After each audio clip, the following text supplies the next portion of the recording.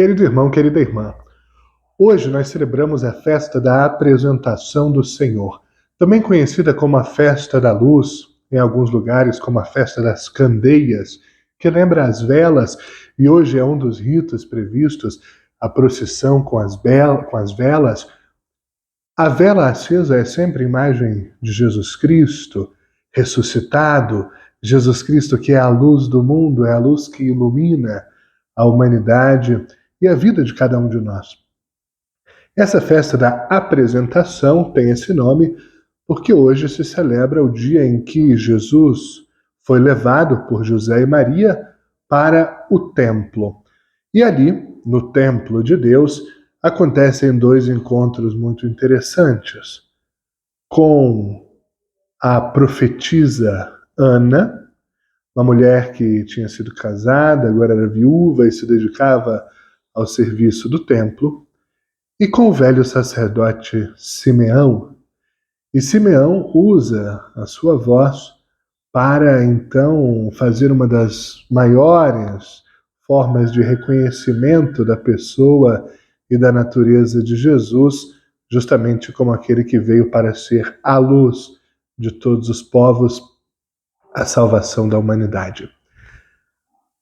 Para entender bem a importância de Jesus que chega ao templo, é necessário dar um passo atrás. A primeira leitura de hoje é tirada do livro de Malaquias. Malaquias é um livro pequeno, de apenas 3 capítulos, situado no final do Antigo Testamento. É o último livro do Antigo Testamento, tanto para cristãos como para judeus. Esse livro coloca um aspecto misterioso. Fala da corrupção do povo, o povo que se perdeu, que se afastou do Senhor, que experimentou as consequências negativas desse afastamento do Senhor, mas que tem a possibilidade de se reconciliar com Deus, de transformar suas condutas.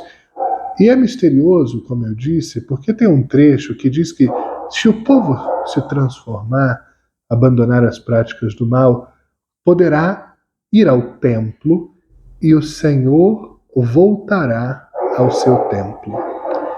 É muito forte essa afirmação, porque o templo era o lugar da presença de Deus.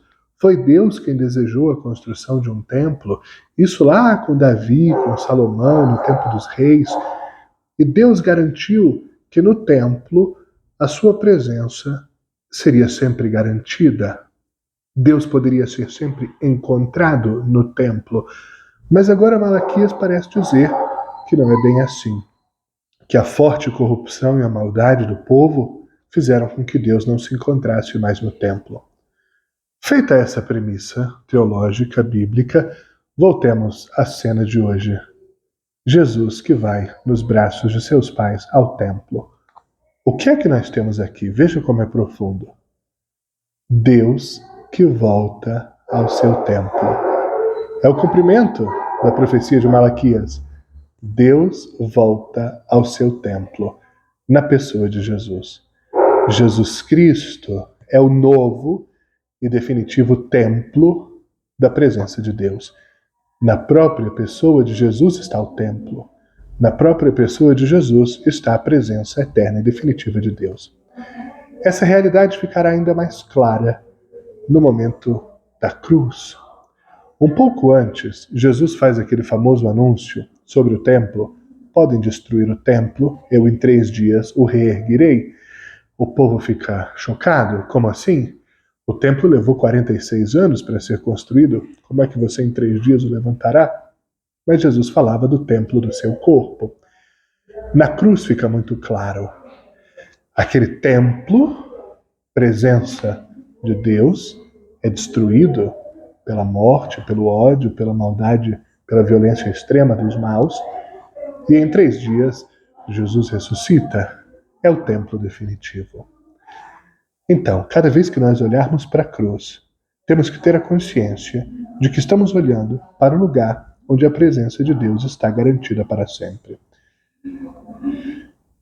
Toda a arquitetura do templo, descrita no Antigo Testamento e também no Novo, fala da água. O templo era um lugar em que havia água água que corria. E agora, como é que fica essa situação, já que o templo é Jesus? Voltemos à cruz. Quando aquele soldado perfura o peito de Jesus, o que é que sai dali? Água, água viva, água pura, água que nos batiza, água que lava o pecado, lava a maldade da humanidade, e sangue. O sangue também sempre esteve presente no templo, porque o templo era o lugar do sacrifício, na cultura antiga. Agora, o sangue de Jesus é o sacrifício definitivo por todos, para que não haja mais sacrifícios de ninguém. O próprio Jesus colhe sobre si essa responsabilidade e é Ele mesmo o sacrifício eterno, perdão para todos de antes, durante e depois do seu tempo. Portanto, querido irmão, querida irmã, olhemos sempre para Jesus. Em Jesus está a presença eterna e definitiva de Deus. Em Jesus está o verdadeiro templo do Senhor. Muito mais importante do que estar em paredes de pedra, em edifícios construídos por mãos humanas, é importante estar na presença de Jesus. Na presença de Jesus é que está a verdadeira igreja, é que está a verdadeira comunidade. Me deixe pegar um exemplo e ser assim bastante franco. Qual é a igreja mais importante hoje da Igreja Católica? A Basílica de São Pedro. Se por acaso aquela basílica vier a ser totalmente destruída, quanto isso afeta na Igreja Católica e mais ainda no cristianismo? Nada, nada. Continuamos a nossa estrada normalmente. Vivemos quase 400 anos sem nenhum templo. A Eucaristia era celebrada na casa das pessoas, a palavra era difundida nas praças, sob as árvores, na beira dos rios. O templo importa, porque nele nós nos reunimos, nele nós celebramos os sacramentos. Mas não é o essencial. O essencial é estarmos sempre no templo da pessoa de Jesus. Estarmos unidos em nome de Jesus, com Jesus no nosso meio, onde 2 ou 3 eu estou. Abertos à graça de Jesus. Esse é o verdadeiro templo. Quero ainda destacar que o evangelho de hoje narra algumas falas de Simeão e Ana. Simeão, então, vai dizer hoje a nós que Jesus é a salvação. Meus olhos viram a salvação. Esse homem esperou a vida inteira para contemplar a salvação. Estava diante dele. Ana também dirá uma realidade parecida.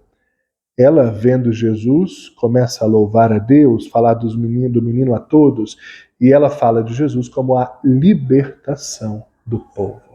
Jesus é a libertação esperada e definitiva. Salvador, libertador. Mas o que é que Simeão e Ana estavam vendo? Uma criança de colo, um bebê, um pequeno menino. Agora voltemos à consideração que eu fiz de Malaquias, para concluirmos esta reflexão. Aquele Deus que estava no templo, no Antigo Testamento, era muitas vezes descrito como um Deus da ira, do poder, um Deus que castigava os seus inimigos. Esse Deus tinha saído do templo pela corrupção e pela maldade do povo. Deus agora retorna ao templo. E a primeira leitura de hoje diz que ninguém poderá resistir-lhe. Ou seja, todos serão atraídos por ele, se sentirão próximos dele. Deus se apresenta no templo para esta nova humanidade, na figura de um bebê. Normalmente, se nós estivermos em qualquer ambiente e um bebê chegar, nós mudamos o nosso comportamento. Mudamos até o jeito de falar, a voz, os gestos, sorrimos, existe toda uma ternura. Ninguém resiste à presença de um recém-nascido na sala. É assim que Deus se apresenta. Irresistível, porque puro, porque aberto, porque sorridente, porque inocente. O Deus do templo da nossa vida não é um Deus castigador, mas é um Deus cheio de ternura. Não é um Deus que está pronto para julgar, mas é um Deus que está pronto para acolher. É um Deus que vem a nós por amor e que nos ama, que nos deseja, que nos abraça, que vem trazer a salvação e a libertação, muito mais do que qualquer julgamento e castigo.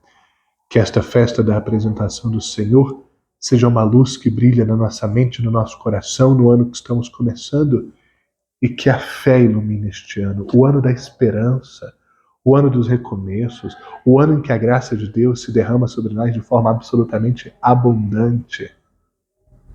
Nos abramos também ao Senhor, que hoje novamente se apresenta a nós, irresistível como um recém-nascido, pronto para derramar sobre nós todo o seu amor.